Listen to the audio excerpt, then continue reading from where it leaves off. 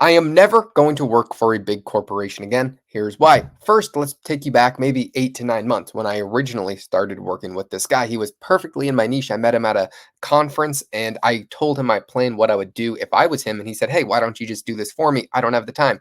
I said, "Great. When should I start? I will work the first month for free to see if we can get any results." Usually what I do. And he said, "Absolutely." So I started, the team was costing me about $2,500 a month out of pocket. And he said, "Okay, I'm just going to get you in contact to get you in the payment processes system. Don't worry, this will be easy." I should have ran when I heard those words. And what happened? The big corporation that he worked for, that he was contracted under, which is one of the biggest gold and silver companies in the world, they were a complete nightmare. They said, "Okay, I don't care who you are. I don't care what you're doing. Here's going to be this massively long esoteric contract that you're going to need 12 lawyers to look at to recite every single line and fix everything and send it back to us because that's what we do. We're a big corporation. We want things to be as confusing for you as humanly possible. So you have to focus on that instead of working." I'm obviously joking, but that's honestly what it felt like.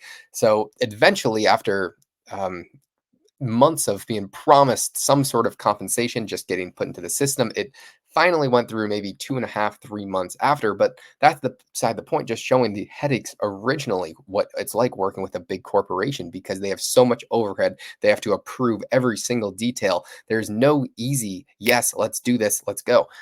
And whenever I would have a great idea that I would work with somebody else, and then I would tell this guy and said, "Hey, we should do this. I think it's fantastic. If we do it," I saw a 14% spike in profits almost instantly.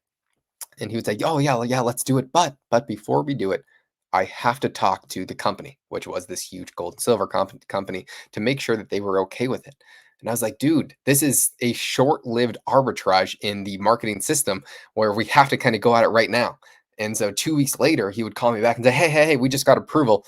Let's do this." I'm like, "Okay, okay."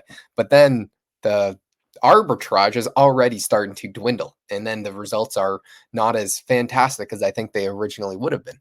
And this happened on multiple occasions where it's a 2 week process for anything.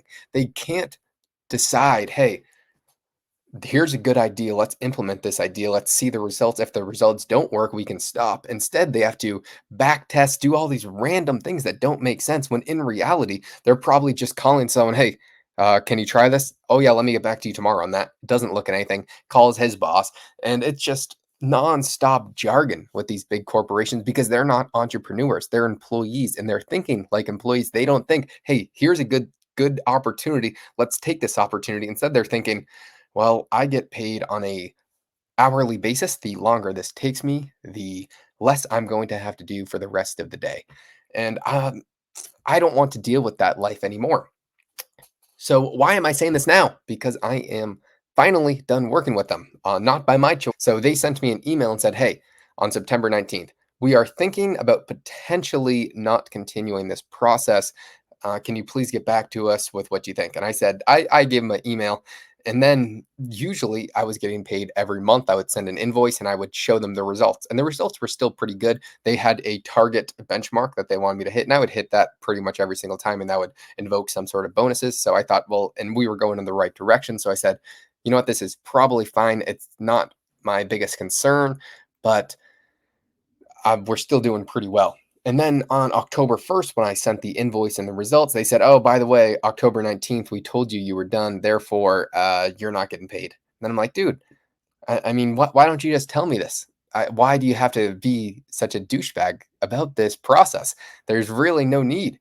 And it's not the original guy that I was working with. He's super nice. He's telling me he wants to get everything handled and sorted out. But the employees on this big corporation, they don't even see other humans. All they do is sit in their cubicle and just type emails all day. And it just bothers me to such a great degree. And I didn't even care about the pay. I just said, "Okay, this doesn't really matter. I just don't want to be involved in this anymore." So, uh, by their contract, I guess they legally had to pay me though.